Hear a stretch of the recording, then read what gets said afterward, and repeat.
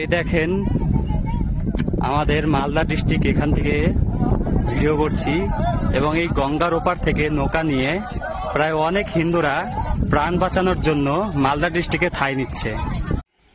दोस्तों, पश्चिम बंगाल की मुर्शिदाबाद जिले का जो घटना कहा जाए, जेनोसाइड कहा जाए, हिंदुओं को प्रताड़ित करने की घटना कहा जाए, हिंसा कम होने का नाम नहीं ले रहा है। ওপার হচ্ছে ধুলিয়ান মুর্শিদাবাদ। সেখান থেকে যত হিন্দু ভাই বোনেরা আছে নিজের প্রাণ বাঁচানোর জন্য আমাদের মালদা ডিস্ট্রিক্ট পাল্লালপুর গ্রামে এসে ঠাঁই নিচ্ছে।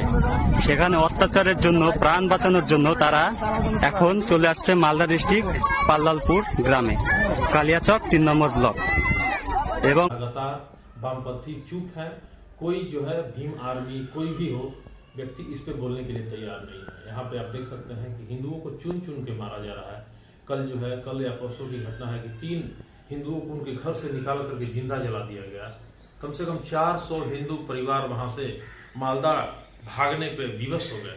ওই পারে হচ্ছে মুর্শিদাবাদ ধুলিয়ান মুর্শিদাবাদ। সেখান থেকে হিন্দুরা প্রাণ বাঁচানোর জন্য সবাই ভাই বোনেরা এখান থেকে আসছে মালদা ডিস্ট্রিক্টে।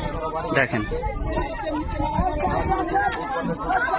भी जो अपने आप को सेकुलर नेता कहते हैं, वो सारे नेता चुप है, इस पे कोई बोलने के लिए तैयार नहीं है। और मैं किसी का पक्ष नहीं लूंगा, ना हिंदू का ना मुस्लिम का। मैं ये कहूंगा कि जो सच है वो सच सामने आना चाहिए। आखिर हिंदुओं को ही टारगेट क्यों किया जा रहा है? वहाँ ममता बनर्जी कुछ नहीं बोल रही हैं, वहाँ ममता बनर्जी का पुलिस बैठा हुआ है कि आखिरकार लास्ट में अंततः पश्चिम बंगाल के हाई कोर्ट ने इस पे संज्ञान लेते हुए कहा कि चुप नहीं बैठा जा सकता है ऐसे घटनाओं पे, और उसके आदेश पे पश्चिम बंगाल के अदालत के आदेश पर जो है बीएसएफ की कितनी टुकड़ियां जो है आकर जो है शांति व्यवस्था कायम किया।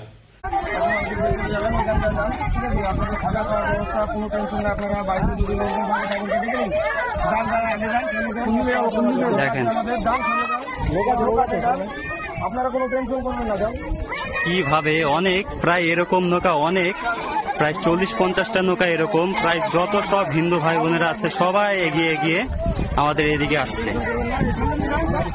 মালদা ডিস্ট্রিক্টে চলে আসছে। দেখেন মুর্শিদাবাদ ছেড়ে এইভাবেই মুর্শিদাবাদ ছেড়ে অনেক